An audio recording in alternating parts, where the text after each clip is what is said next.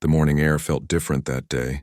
Cold, but not in a bad way. More like the kind of cold that makes you feel awake and alive. Little Maya walked through the glass doors of the grand concert hall, holding her mother's hand so tight that her knuckles turned white. She was only 8 years old, but today she would compete against teenagers who had been training their entire lives. Her small feet made almost no sound on the marble floor. The hallway seemed to stretch forever, with tall ceilings and huge paintings of famous musicians staring down at her. Maya looked up at those faces and wondered if they had ever felt this nervous when they were young. Probably not, she thought. They all looked so confident in their portraits, like they had never doubted themselves for even a second. Maya's mother bent down and straightened her daughter's collar. The girl wore a simple dark blue dress that her grandmother had picked out last week. Nothing too fancy, nothing too plain. Just right for a piano competition, her grandmother had said. Maya carried a folder with sheet music tucked under her arm. The pages were worn at the edges because she had looked at them so many times over the past few months. Inside the main auditorium, the sounds hit them like a wave. People were everywhere. Contestants warming up on practice pianos in the side rooms, parents whispering nervously to each other, officials checking their clipboards and looking important. The air smelled like old wood and furniture polish, mixed with the faint scent of coffee from somewhere nearby. Maya had been playing piano since she was 3 years old. Her parents discovered her gift by accident. One afternoon, her mother was watching a classical music performance on television. Maya toddled over, barely tall enough to see over the coffee table, and started humming along perfectly. Not just the melody, but the harmonies too. Her mother thought it was cute. Then Maya walked over to the old keyboard in the corner, the one they had bought at a garage sale, and played back the entire piece she had just heard. Every single note. Her mother dropped her coffee cup. After that day, everything changed. Piano lessons, practice sessions, small performances at community centers and school events. Maya's parents weren't rich, but they found ways to pay for a good teacher. Mr. Chen, an elderly pianist who had once performed in Beijing before moving to their city. He would sit next to Maya during lessons and sometimes just shake his head in amazement. He had taught hundreds of students over 40 years, but he had never seen anything like this little girl. The thing about Maya was that she didn't just memorize music. She understood it. When she listened to a piece, she could see it somehow. Not with her eyes, but in her mind. The notes appeared like colors and shapes, patterns that made sense to her in a way she couldn't really explain to anyone. A happy melody looked bright yellow. Sad music came in shades of blue and purple. When she sat at the piano, her fingers just knew where to go, following those colors and patterns like a map only she could read. Now, standing in this massive competition hall, Maya felt very small. She watched the other contestants walking around, and most of them were at least twice her age, tall teenagers with serious faces wearing expensive performance clothes. They moved with confidence, like they belonged here, like this was their world and she was just visiting. The International Youth Piano Competition happened once every 2 years. Young musicians from all over the country came to compete for scholarships, recognition, and the chance to launch their careers. There were different age divisions, but Maya had insisted on entering the senior division. Her teacher had tried to talk her out of it. Her parents had worried. But Maya had been stubborn about it in her quiet way. She didn't make a fuss or throw tantrums. She just looked at them with those serious dark eyes and said she was ready. And somehow they believed her. At the front of the auditorium, 5 people sat behind a long table on the stage. These were the justices, the judges who would decide everyone's fate today. They looked exactly like Maya imagined they would. Older, dressed in formal clothes with expressions that gave nothing away. The one in the middle seemed to be in charge. He had silver hair swept back from his forehead and wore a dark suit that probably cost more than Maya's family car. He shuffled papers and occasionally leaned over to whisper something to the justice next to him. Maya found 2 seats near the middle of the hall. Not too close to the stage, not too far back. Her mother wanted to sit closer, but Maya preferred it here. She could see everything, but she didn't feel like everyone was staring at her. Other families filled in around them. Some contestants sat alone looking over their music one last time. Others had brought whole cheering sections of relatives and friends. A woman's voice came over the loudspeaker, announcing that the competition would begin in 15 minutes. Maya felt her stomach flip. She had performed plenty of times before. Small recitals, school concerts, a few times at the local art center when they had open mic nights. But this was different. This was the real thing. The kind of competition that could change everything. Her mother squeezed her hand. She didn't say anything, just squeezed. Sometimes that was better than words. Maya squeezed back. Around them conversations buzzed. Maya caught bits and pieces. Someone talking about a contestant who had won 3 regional competitions this year. Another person mentioning a girl who had studied at a famous music school since she was 5. Maya tried not to listen too closely. It just made the butterflies in her stomach worse. She thought about her prepared piece, a sonata by Mozart that she had been practicing for 6 months. She knew every note, every pause, every emotion that needed to come through in the performance. Mr. Chen had worked with her on the interpretation, helping her understand what Mozart might have been feeling when he wrote it. Happy and playful in some parts, more thoughtful and deep in others, Maya felt ready for that piece. It was like an old friend now. The competition had rules. Each contestant would perform their prepared piece for the justices. The top performers would move on to the next round tomorrow. Then eventually, after several rounds, there would be a winner. The grand prize included a full scholarship to the National Conservatory, plus opportunities to perform with professional orchestras. For a family like Maya's, that scholarship meant everything. They would never be able to afford that kind of education otherwise. The woman's voice returned to the loudspeaker. 10 minutes now. Maya took a deep breath and let it out slowly, just like her teacher had taught her. When you feel nervous, breathe, he always said. The music is already inside you. You just have to let it out. She looked down at her hands. They seemed too small for what she was about to do. Small fingers, short reach across the keys. Some of the other contestants had hands that could span 9 or 10 keys easily. Maya could barely reach 7. But Mr. Chen always told her that piano wasn't about the size of your hands. It was about what you did with them. The feeling you put into each note. The story you told through the music. Maya closed her eyes for just a moment, and in her mind she saw the colors of her Mozart sonata. Bright yellows and oranges for the opening, shifting to softer greens in the middle section, then building back to that joyful yellow at the end. She was ready. At least she hoped she was. The voice on the loudspeaker called the first contestant's name. A boy who looked about 16 stood up from the front row and walked confidently toward the stage. The competition had begun. Soon it would be Maya's turn to show everyone what she could do. 3 contestants had already performed when Maya heard her name called. Her heart jumped into her throat. This was it. She stood up, smoothing down her dress, even though it didn't need smoothing. Her mother gave her one last encouraging smile, the kind that said everything would be okay even if it felt scary right now. Walking down the aisle toward the stage felt like walking through water. Everything moved in slow motion. Maya counted her steps without meaning to. 1, 2, 3, 4. She could feel eyes on her from every direction. People in the audience were whispering. She caught a few words here and there. So young, just a child. Wonder if she's any good. The stage lights were brighter than she expected. They made her blink as she climbed the steps. The grand piano sat in the center, black and gleaming under those lights. It was bigger than the one she practiced on at home. Fancier, too. The kind of piano that probably cost more than most people's houses. Maya approached the piano bench and immediately realized it was too high. She was used to this problem. At home, her teacher had special cushions for her. Here she would have to adjust the bench. Her hands fumbled with the knob underneath, turning it to lower the seat. It made a small squeaking sound that echoed through the quiet auditorium. Someone in the audience giggled. Maya's cheeks felt hot. Finally, she got the bench to the right height. She sat down and placed her folder of sheet music on the piano's music stand. Her prepared Mozart sonata, 6 months of work. She flexed her fingers once, twice, getting ready to begin. That's when the man in the middle of the judges' table stood up.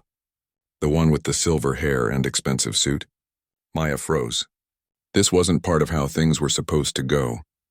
The other contestants had simply performed their pieces. Nobody had stopped them. The man walked across the stage toward her. His shoes made clicking sounds on the wooden floor. Each click felt like a tiny hammer hitting Maya's chest. When he reached the piano, he looked down at her with an expression she couldn't quite read. Not mean exactly, but not kind either. More like he was studying something interesting under a microscope. "Young lady," he said, and his voice carried across the entire auditorium even though he wasn't shouting. "I am Maestro Romano. head justice of this competition. Maya nodded. Her throat felt too tight to speak. I see you've entered the senior division, he continued. That's quite ambitious for someone your age. How old are you exactly? 8, Maya managed to whisper. A few gasps came from the audience. Maestro Romano's eyebrows went up slightly. 8 years old.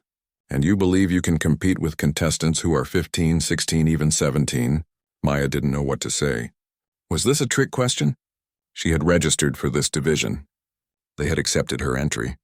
But now this man was making it sound like she had done something wrong. I've prepared my piece, she said quietly. I practiced a lot. Maestro Romano smiled, but it wasn't a warm smile. It was the kind of smile adults sometimes gave when they thought a kid was being cute but foolish. I'm sure you have, my dear. But you see, we have standards to maintain at this competition. The senior division is for serious musicians, not for children playing at being pianists. Maya felt something cold settle in her stomach. The other judges at the table looked uncomfortable. One of them, a woman with kind eyes and gray hair, leaned forward like she wanted to say something. But Maestro Romano kept talking. I think it would be unfair to let you perform your prepared piece, he said. You've probably had your teacher help you memorize it note by note. Months of repetition. That doesn't show us your true ability. Any trained monkey can memorize a piece given enough time. The audience erupted in whispers. Maya's mother half stood from her seat, her face angry. But Maya couldn't look at her. She couldn't look at anyone. She just stared at the piano keys, feeling smaller and smaller with each passing second. Maestro Romano turned and walked to the side of the stage. He picked up a leather briefcase that was sitting there, opened it, and pulled out a thick folder of sheet music. When he returned to the piano, he dropped the folder in front of Maya with a heavy thump. The music stand shook. This, he announced loudly, is Rachmaninoff's Piano Concerto No. 3, specifically the Ossia Cadenza section, one of the most technically difficult pieces in the classical piano repertoire. Professional concert pianists spend months, sometimes years, mastering this piece. Many avoid it entirely because of its complexity. He flipped open the folder to show page after page of dense musical notation. Maya's eyes went wide. The pages were covered in notes. Hundreds of them. Maybe thousands. They seemed to crawl across the paper like black ants. I will give you 10 minutes to study this piece, Maestro Romano said. That is our standard preparation time for sight reading challenges. Then you will perform it for us. If you can prove you have genuine talent, not just memorization skills, then perhaps we will allow you to continue in this competition. The woman judge with the kind eyes stood up now. Alessandro, this is highly irregular. We've never done anything like this before. It's not fair to change the rules for one contestant. Another judge, a younger man with glasses, nodded in agreement. She's just a child. This piece is impossible even for adults without proper preparation. But Maestro Romano held up his hand. The rules state that judges may issue special challenges to assess extraordinary claims. An 8-year-old in the senior division is certainly extraordinary. If she wishes to compete with teenagers, she should be able to handle what they can handle. Actually, I'm being generous. Most 16-year-olds couldn't sight read this piece either. He turned back to Maya. 10 minutes begins now. Then he walked back to the judge's table and sat down, crossing his arms like a king who had just made a final decree. Maya stared at the music in front of her. The Ossia Cadenza. She had heard of it before. Mr. Chen had mentioned it once as an example of pieces that were so difficult they bordered on unplayable. He said it required hands that could stretch across enormous intervals, lightning-fast fingerwork, and the stamina to maintain intensity through page after page of relentless complexity. Around her, the auditorium buzzed with shocked conversation. People were arguing. Some thought this was outrageous and unfair. Others said if the girl wanted to compete with older students, she should prove herself. Maya heard her mother's voice rising above the others, demanding that someone stop this, but nobody did. The clock on the wall showed 2:47 p.m. In 10 minutes at 2:57, she would have to perform this piece, or admit defeat and leave the stage in shame. Maya took a deep breath. Then another. She remembered what Mr. Chen always told her. The music is already there. You just have to find it. She looked down at the first page of the Rachmaninoff concerto and began to read. The notes swam before her eyes at first. So many of them. Thick chords that required both hands spanning the keyboard. Runs that climbed up and down at impossible speeds. Dynamic markings everywhere. telling her when to play soft and when to play thunderously loud, time signatures that changed from page to page. It was like reading a foreign language, except this was a language Maya actually understood. She flipped to the second page, the third, the fourth. Her eyes moved faster now, taking in the patterns. And slowly, something began to happen in her mind. The colors started to appear. Deep reds and purples for the intense emotional sections. Bright flashes of white for the high fast passages. Darker blues for the moments of sadness and longing that Rachmaninoff had woven throughout. People in the audience were timing her. She could hear them whispering. 2 minutes gone. 3 minutes. 5 minutes. Maya barely heard them. She was somewhere else now inside the music, following those colors and patterns as they revealed themselves to her. Maestro Romano sat at his table with that same smirk on his face. He was confident he had won. This little girl would study the music for 10 minutes, maybe cry a little, then admit she couldn't do it. The competition would continue as it should, with serious musicians. The whole episode would serve as a lesson about knowing one's place and not reaching beyond one's abilities. But he didn't know about the colors. He didn't know that Maya's brain worked differently than other people's. He didn't know that what looked like random black notes on a page to most people appeared to her as a complete picture, a story told in shades and patterns that she could read as easily as a child's book. The clock showed 2:54. 6 minutes had passed. Maya was on the last page now. Her lips moved slightly as she read, though no sound came out. Her fingers twitched over her lap, practicing the movements she would need. The huge chords, the impossible reaches, the sections where her hands would have to fly across the keyboard faster than seemed humanly possible. 7 minutes. 8 minutes. The audience had grown quieter, watching the small girl hunched over the intimidating stack of music. Some people felt sorry for her. Others felt angry at Maestro Romano for putting a child through this humiliation. Maya's mother had tears streaming down her face, her hands clenched into fists. At 2:56, with 1 minute left in her preparation time, Maya closed the folder. She sat up straight and placed her hands in her lap. Then she closed her eyes. The auditorium went completely silent. Even the whispers stopped. Everyone stared at this tiny 8-year-old girl sitting at the massive piano, her eyes closed, her face peaceful. The clock ticked toward 2:57. When Maya opened her eyes again, everything had changed. The fear was gone. The nervousness had vanished. Her hands moved to the keyboard with absolute certainty. She looked up at Maestro Romano sitting at his table with his arms still crossed, and for just a moment, the smallest smile crossed her lips. She had only needed 3 seconds to understand the piece completely. The other 7 minutes had just been for show. Maya's fingers touched the keys so lightly at first that no sound came out. She was feeling the ivory beneath her fingertips, getting to know this piano the way you might shake hands with someone new. Then, without warning, without fanfare, she began to play. The first notes crashed through the auditorium like thunder, deep, powerful chords that made people jump in their seats. This wasn't the gentle Mozart that an 8-year-old should be playing. This was Rachmaninoff, raw emotion and technical brilliance wrapped together in sound so intense it made your chest vibrate. Maestro Romano's smirk disappeared. His mouth actually fell open slightly, though he caught himself and closed it again.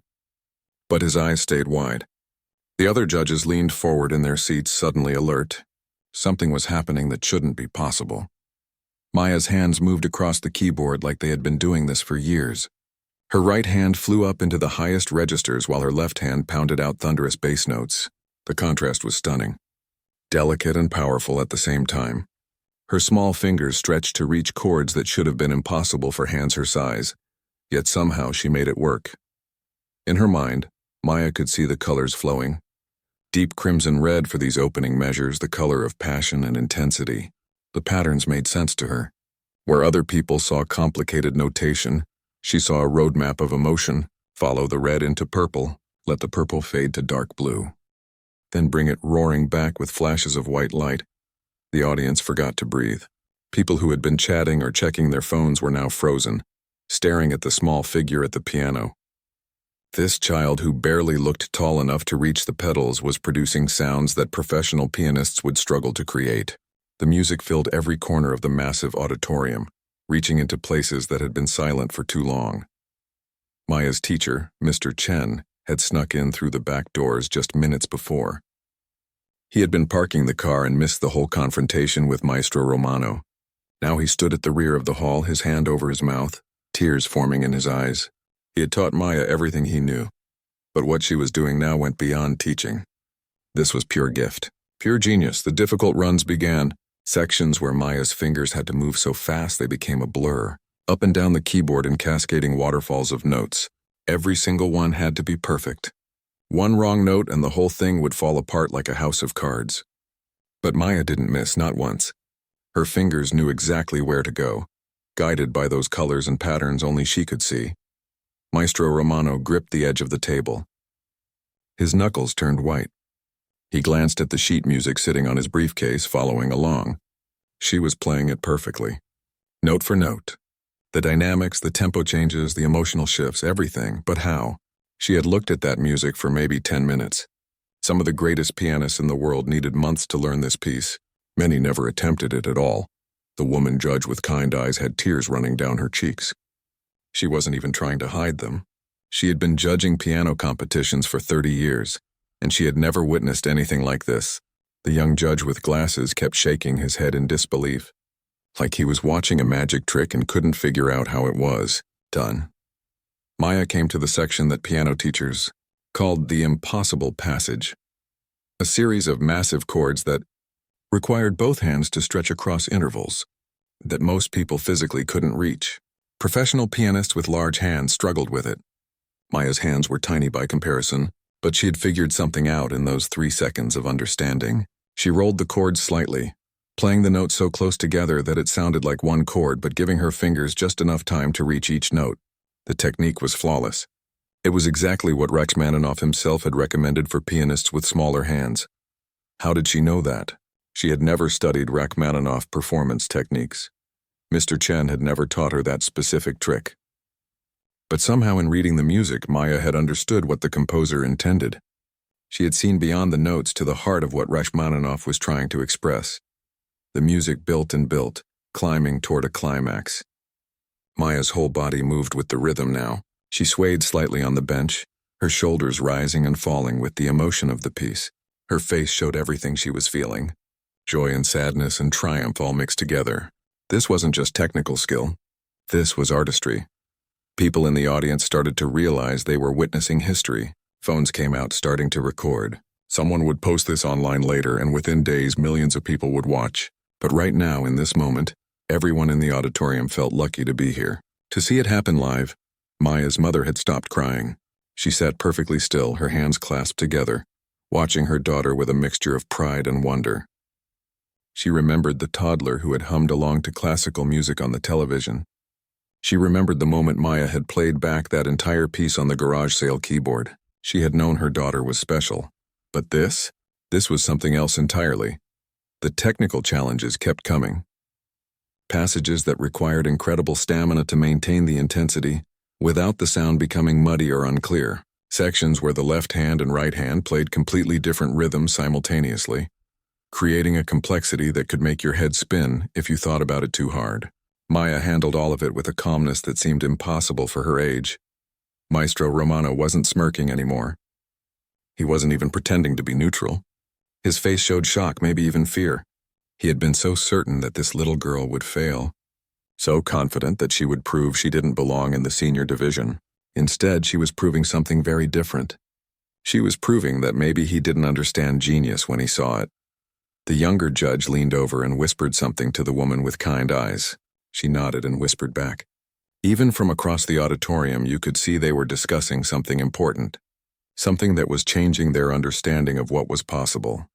Maya reached the final section, the grand finale where all the themes came together in one last explosion of sound and emotion. Her fingers flew across the keys with impossible speed. The colors in her mind were brilliant now, gold and silver and white all swirling together. The patterns completed themselves perfectly. Every note found its place. Every chord rang out with crystal clarity. The bass notes thundered. The high notes sang like bells.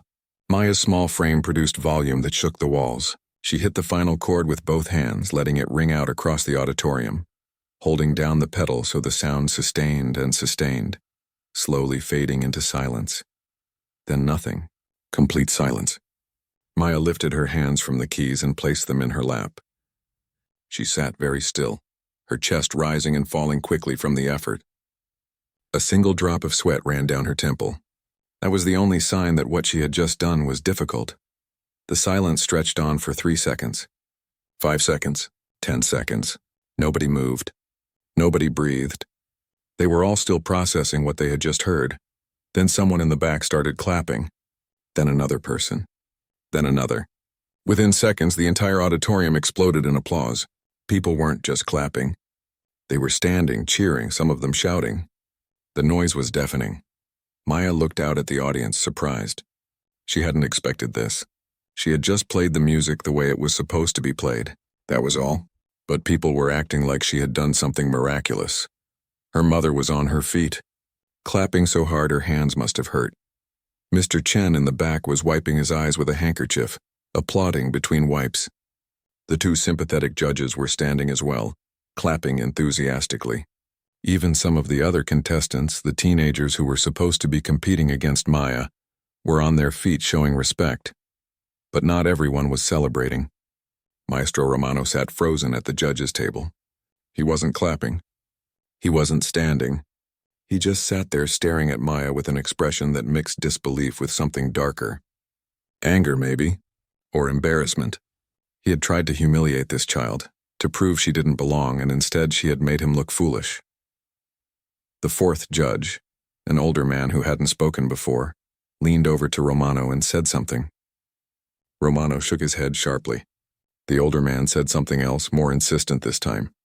The woman with kind eyes joined the conversation, speaking firmly. But Romano kept shaking his head. Maya stood up from the piano bench and gave a small bow, the way her teacher had taught her. The applause grew even louder. She picked up her folder of Mozart music, the piece she had prepared for 6 months but never got to play. Then she walked off the stage, her legs shaky now that the adrenaline was wearing off. As she descended the stairs, she caught Maestro Romano's eye.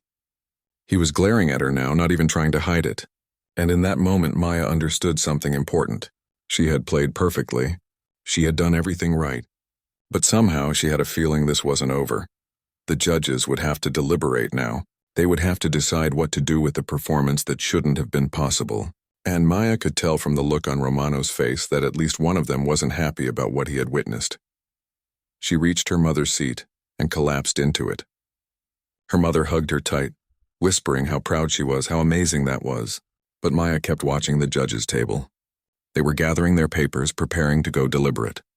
Romano stood up first and walked toward the exit without looking back at the stage. Something was wrong. Maya could feel it. She had just given the performance of a lifetime, maybe one of the best performances this competition had ever seen. But instead of feeling happy, she felt worried. The audience was still buzzing with excitement, still talking about what they had witnessed. But Maya sat quietly, holding her mother's hand, watching the door where the judges had disappeared. Whatever came next, she had a feeling it wouldn't be good. The judges' deliberation room was supposed to be soundproof, but voices kept leaking through the heavy wooden door, angry voices. Maya sat in the hallway outside with her mother, trying not to listen but hearing everything anyway. Impossible. That was Maestro Romano's voice, loud and sharp. Nobody learns that piece in 10 minutes, nobody. But we all watched her do it. The woman judge with kind eyes. Her voice was calmer but firm. Alessandro. She sight-read one of the most difficult pieces in the repertoire. Flawlessly. Then she cheated somehow. Romano shot back. Perhaps she had seen the music before. Maybe her teacher prepared her for this exact scenario. Maya's mother squeezed her hand. They both knew that wasn't true. Mr. Chen had never even shown Maya the Ossia cadenza. He considered it too advanced for anyone under 20 years old. But how could they prove that to people who didn't want to believe? The competition had continued after Maya's performance. 5 more contestants had played their pieces. All of them were good. Some were very good. But everyone in the auditorium kept whispering about the 8-year-old girl and what she had done. Other contestants looked at Maya with mixed expressions. Some seemed impressed. Others looked almost angry, like she had stolen something from them. Now the sun was setting outside the tall windows, casting long shadows across the marble floor. The deliberation had been going on for almost 3 hours. That wasn't normal. Usually the judges took 30 minutes, maybe an hour at most. But this time was different. Maya could feel it. Through the door, another voice joined the argument. The young judge with glasses. We have to be objective here. Our personal feelings about age don't matter. The rules state we judge based on technical skill, musical interpretation, and overall performance quality. On all 3 counts, that child exceeded every other contestant today. She's 8 years old. Romano's voice again, even louder now. If we give her the top prize, we become a laughingstock. People will say we've lost our minds. They'll question every decision we've ever made, or they'll say we recognized greatness when we saw it. The older judge, who had been quiet during the competition, was speaking now. His voice was deep and measured. I've been judging competitions for 40 years, Alessandro. I've seen thousands of young pianists. What that girl did today was extraordinary. Perhaps once in a generation. Maybe once in a lifetime. Silence followed. Maya imagined Romano pacing the room, trying to find a way to win the argument. She had seen that look on his face when she finished playing. He hadn't been impressed. He had been threatened. There are other considerations, Romano said finally, his voice lower now but no less intense. The senior division winner traditionally goes on to perform with the National Symphony Orchestra. Can you imagine putting a child on that stage? The media attention would be overwhelming. It could damage her development as a musician. That's not our decision to make, the woman judge replied. Our job is to judge the competition fairly. What happens afterward is up to her and her family. Maya's teacher, Mr. Chen, had arrived an hour ago. He sat on the bench across from Maya and her mother, looking worried. He kept shaking his head and muttering under his breath in Chinese. Maya caught a few words. Unfair. Politics. Jealousy. A young assistant in a competition staff shirt hurried past them toward the deliberation room. She knocked and slipped inside when someone opened the door a crack. More muffled voices. The assistant came back out looking stressed and continued down the hallway without making eye contact with anyone. This isn't right, Maya's mother said quietly. They're punishing her for being good. For being better than they expected? Mr. Chen nodded. Maestro Romano has a reputation. He likes control. He likes being able to predict outcomes. Maya disrupted that. She made him look foolish in front of everyone. But she just played music, Maya said softly. That's all I did. I played what he asked me to play. Her teacher smiled sadly at her. Sometimes, little one, doing something impossible makes people uncomfortable. They would rather believe you cheated than admit they don't understand how you did it. More time passed. The sun disappeared completely. Staff members turned on the hallway lights. Other contestants and their families had left already. Tomorrow they would announce who advanced to the next round, but everyone seemed to understand that the real decision was happening right now, behind that door. Maya thought about the performance. Had she done something wrong? Should she have played it differently? But no, the music had been clear in her mind. The colors and patterns had shown her exactly what to do. She had simply followed them, trusted them. That's what she always did. The door finally opened. All 5 judges filed out, and Maya could immediately see the divide. The woman with kind eyes, the young man with glasses, and the older judge all looked relieved but tense. Romano and the 5th judge, a stern-looking woman who hadn't spoken much, both had tight expressions on their faces. Like they had eaten something bitter. Maestro Romano walked straight past Maya and her family without looking at them. The stern woman followed him, but the other 3 judges stopped. That was quite a performance today, the older judge said to Maya. He had gentle eyes that crinkled at the corners. I've been in this business a long time, young lady. What you did was remarkable. Thank you, Maya whispered. The woman judge bent down to Maya's level. You have a very special gift. Don't let anyone tell you otherwise. Do you understand me? Maya nodded, though she wasn't sure she did understand. If her performance was so remarkable, why had the judges been arguing for hours? Why did Maestro Romano look at her like she was a problem to be solved? The results will be announced tomorrow morning, the young judge said to Maya's mother. 10 o'clock, main auditorium. They left, and the hallway felt very empty suddenly. Just Maya, her mother, and Mr. Chen, surrounded by marble and silence. We should go home, Maya's mother said. Get some rest. Tomorrow is a big day, but none of them moved. They all knew something was wrong. You don't deliberate for 3 hours when the answer is clear. You don't argue that loudly when everyone agrees. Whatever decision the judges had reached, it had come with conflict, with compromise. And compromises usually meant somebody wasn't getting what they deserved. On the drive home, Maya stared out the window at the passing streetlights.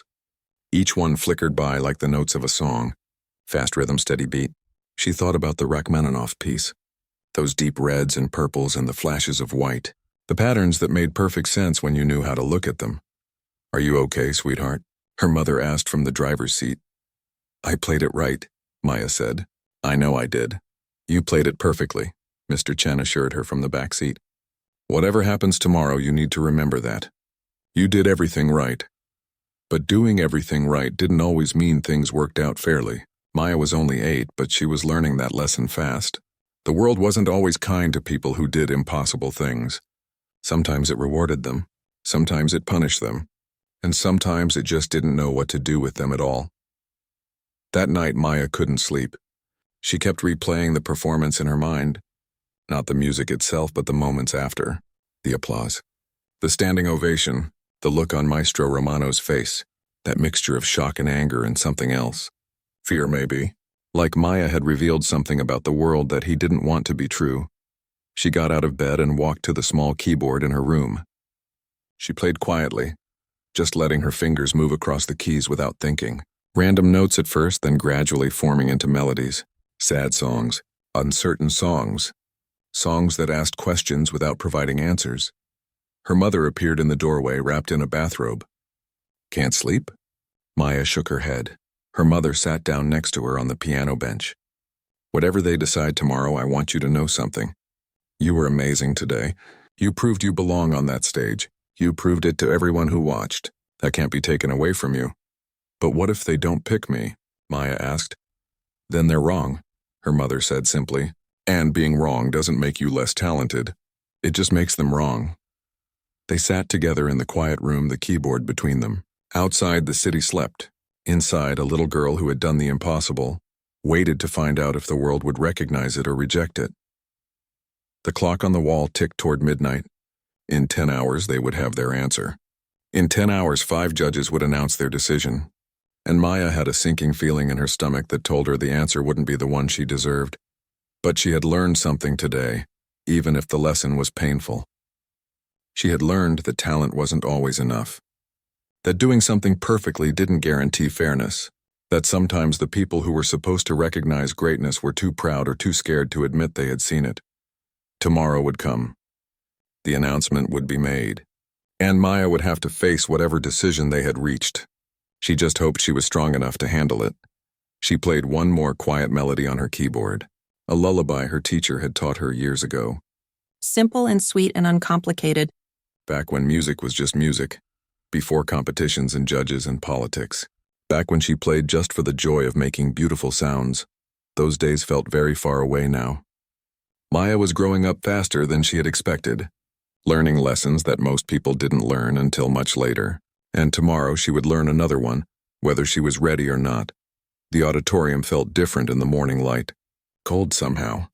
Even though the sun streamed through the high windows, Maya sat in the same seat as yesterday, wearing a different dress but carrying the same nervous feeling in her chest. The room was packed.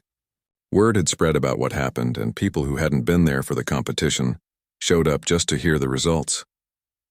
Maestro Romano walked onto the stage at exactly 10 o'clock. The other 4 judges followed behind him. Maya noticed they didn't sit close to each other like yesterday. There was space between them, distance. The woman with kind eyes looked tired, like she hadn't slept. The young judge with glasses kept his eyes down, studying his shoes. Romano stepped up to the microphone. His voice echoed through the speakers, formal and controlled. "Thank you all for your patience. The judges have reached our decision regarding the senior division competition." Maya's mother reached over and took her hand. Mr. Chen sat on Maya's other side, barely breathing. "This year's competition presented us with many talented young musicians," Romano continued. "The level of skill we witnessed was exceptional across the board." He paused. Maya's heart pounded so loud she could hear it in her ears.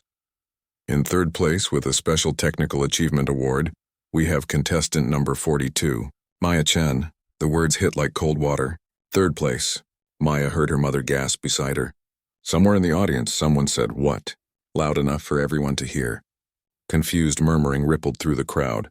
Romano kept talking, announcing second place and first place. Maya didn't hear the names. Everything sounded far away, like she was underwater. Third place, after what she had done. After playing a piece that professional pianists avoided. After the standing ovation. Third place. She walked up to the stage when they called her name. Her legs felt wobbly. Romano handed her a small trophy, much smaller than the ones he had given to second and first place. He didn't meet her eyes, just handed over the trophy with a tight smile that wasn't really a smile at all and turned away.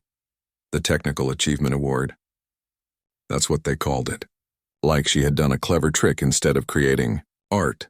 Like she had solved a math problem instead of breathing life into music that had moved an entire room full of people. Maya took the trophy and stood there for the required photo.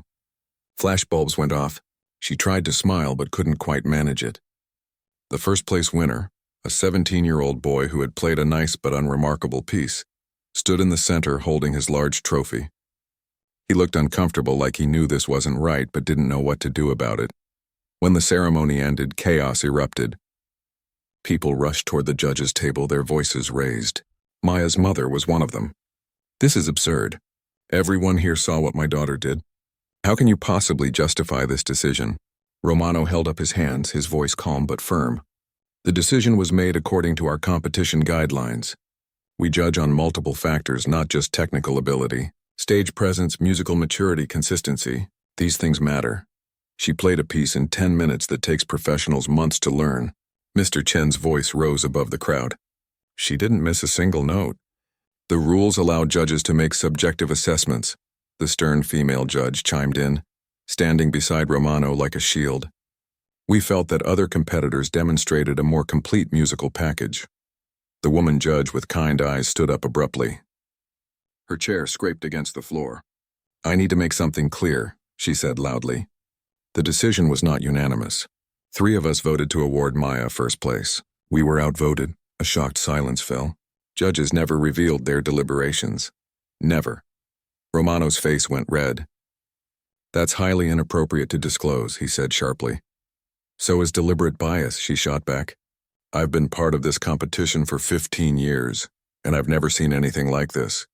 That child performed a miracle yesterday, and we punished her for it because she didn't fit someone's narrow idea of what a winner should look like."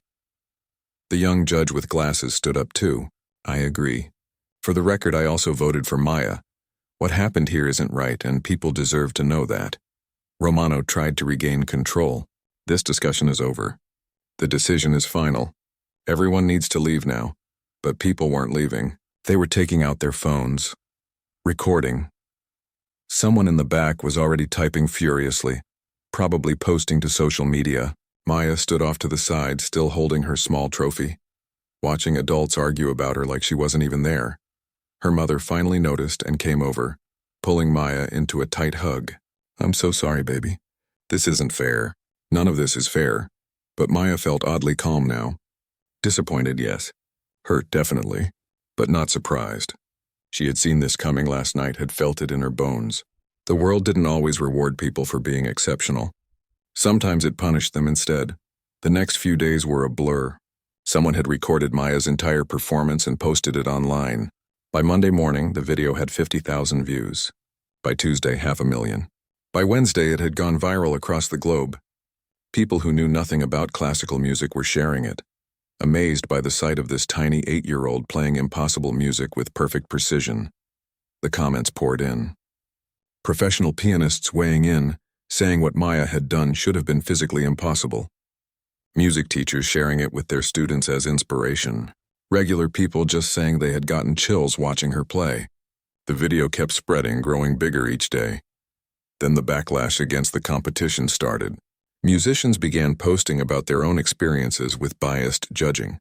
Stories of talented performers overlooked because they didn't fit the expected mold. The International Youth Piano Competition's social media pages were flooded with angry comments. People demanding explanations, calling for Romano's resignation. Major newspapers picked up the story. 8-year-old genius denied justice by jealous judges. Child prodigy's perfect performance rewarded with 3rd place. The headlines got more dramatic each day. Television news programs wanted interviews. Talk shows called. Everyone wanted to hear from Maya, the little girl who had played the impossible piece. Maya's family said no to most of it. Her mother was protective, worried about Maya being overwhelmed by sudden fame, but they agreed to one interview with a respected music journalist who promised to be thoughtful and fair. The journalist asked Maya how she felt about the judge's decision. Maya thought carefully before answering. "I'm sad they didn't think I played well enough. But I know I did my best. And a lot of people seem to like it, so maybe that matters more. Do you think Maestro Romano was fair to you?" The journalist asked gently. Maya paused. "I think he was scared. He gave me that hard piece because he thought I would fail. And when I didn't fail, he didn't know what to do. Sometimes grown-ups make mistakes too." The interview went viral too. People were touched by Maya's grace and wisdom. An 8-year-old showing more maturity than the adults who had judged her. The pressure on the competition organization grew even more intense. 2 weeks after the competition, the news broke. Maestro Romano had resigned from his position. So had the stern female judge who had supported him. They released a statement saying they were stepping down to pursue other opportunities. But everyone knew what had really happened. The backlash had become too intense. Their reputations had been damaged beyond repair. The other 3 judges released their own statement. They apologized publicly to Maya and her family. They admitted that politics and pride had interfered with fair judgment. They praised Maya's performance as one of the finest they had ever witnessed at any level of competition. But the real changes came from unexpected places. Emails started arriving at Maya's home, invitations from music schools across the country, offers of full scholarships to prestigious conservatories, requests for her to perform with professional orchestras, recording companies wanting to discuss contracts. The National Symphony Orchestra, the same one that traditionally featured the competition's winner, reached out directly. They wanted Maya to perform as their featured guest soloist in their spring concert series, not because she had won a competition, but because millions of people wanted to hear her play. Mr. Chen helped Maya's family sort through the opportunities. They were careful not to overwhelm her. She was still just 8 years old. She still needed to be a kid. But they selected a few special performances, chances for Maya to share her gift with larger audiences. 6 months later, Maya stood on stage with the National Symphony Orchestra. The concert hall held 2,000 people and every seat was filled. People who had seen her viral video, professional musicians curious to see if she was really as good as everyone claimed.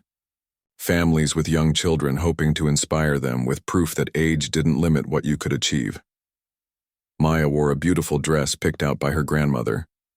The orchestra tuned their instruments behind her. The conductor smiled down at her encouragingly, and when she placed her fingers on the piano keys, everything else disappeared. Just like always, just her and the music and those colors and patterns dancing in her mind. She didn't play the Rachmaninoff that had made her famous.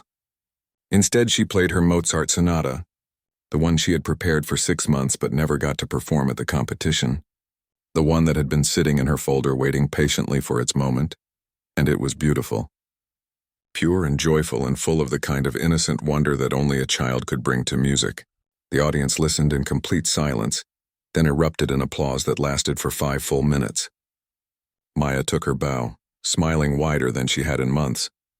Backstage afterward, a reporter asked if she was angry about what had happened at the competition. Maya thought about it. "I was sad at first," she admitted, "but maybe it happened the way it was supposed to. If the judges had given me first place, people might have just thought it was a nice story. Instead, everyone saw what really happened. And now I get to play for even more people. So maybe losing was actually winning." The journalist smiled. "That's a very wise way to look at it." Maya shrugged. "My teacher says music isn't about trophies anyway. It's about making people feel something, and I think my music makes people feel things. That's all I really wanted." As for Maestro Romano, he disappeared from the competition circuit. Some said he retired. Others heard he moved to a different country. Maya hoped he was okay. She didn't hate him. She just felt sorry for him. Sorry that his pride had been more important than recognizing something beautiful when it was right in front of him. Maya kept playing, kept learning, kept seeing those colors and patterns and following where they led. She never forgot what happened at that competition, the unfairness of it, the disappointment. But she also never forgot what came after. The millions of people who saw her talent, the opportunities that arrived. The proof that sometimes the best victories come from defeats. And somewhere in the world, another young musician watching Maya's video found the courage to pursue their own impossible dream. That might have been the most important thing of all.